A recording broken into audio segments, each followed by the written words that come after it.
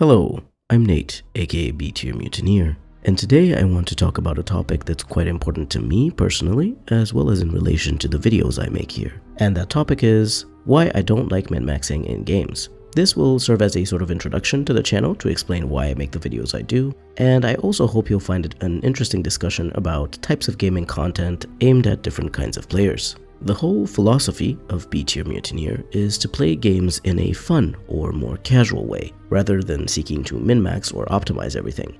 I think some viewers have been a bit confused by my B-Tier guides because occasionally I get comments that suggest improvements to my guides. And I get it, everyone has their own way in which they like to play a game, their own approach which they consider to be the correct one, and for some people that is min-maxing. But if you click on a video that says it's B-Tier, I think you would expect that it won't be optimized and that the creator doesn't want it to be optimized. But you may ask, Nate, why don't you want your builds to be optimized? The short answer is, I don't find them enjoyable to play, plus they actually make it harder for me to get through the game. Fun and enjoyment are subjective, but that second part, that's juicy. Let's dissect it. How come optimized builds are harder for me to play than non-optimized ones? For a long time, I had no idea this was happening, but there's this thing that I do whenever I get a build from the internet for a game, whether that's for something like Diablo, another ARPG, a roguelike, or even a meta deck for a card game like Hearthstone. I play a bit with the build I copy, then realize something feels off. Even though I'm following the guide and trying to do the things the build is supposed to do, I'm not doing that well. So I start to change little things here and there, a different upgrade for a skill, a different accessory, swap out a few cards for ones I think are going to be more useful. And these little changes end up always making my performance with that build more successful, and my experience more enjoyable. The reason this works is something that a lot of people who are skilled players may not even think about. Just because I copy a pro or meta guide doesn't mean I can actually play it the way it's supposed to be played.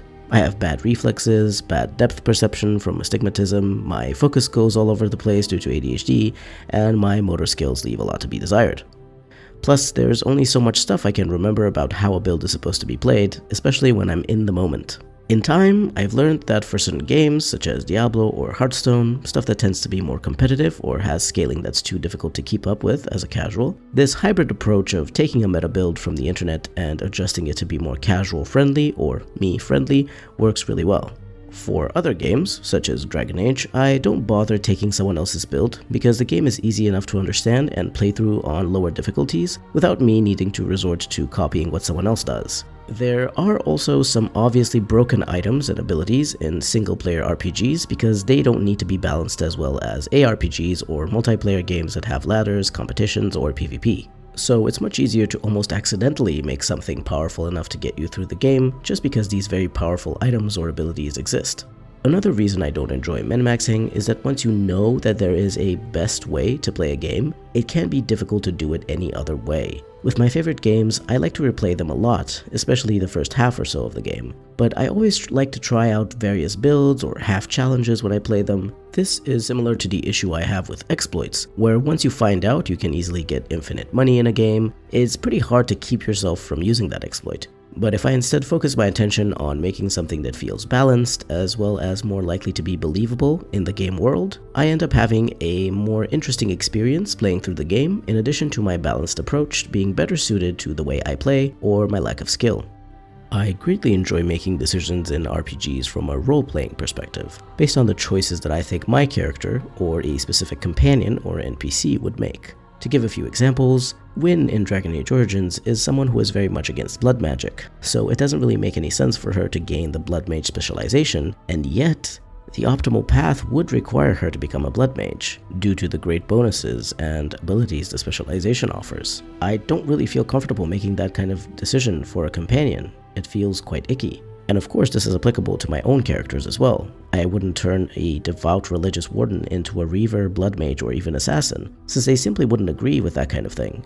Even the use of certain pieces of gear, as optimal as they are, can feel antithetical to the background, personality, and vibe that I'm going for with my character. So there are also role-playing considerations that for some people are very important to respect as they play through a game, and thus cause them to avoid min-maxing.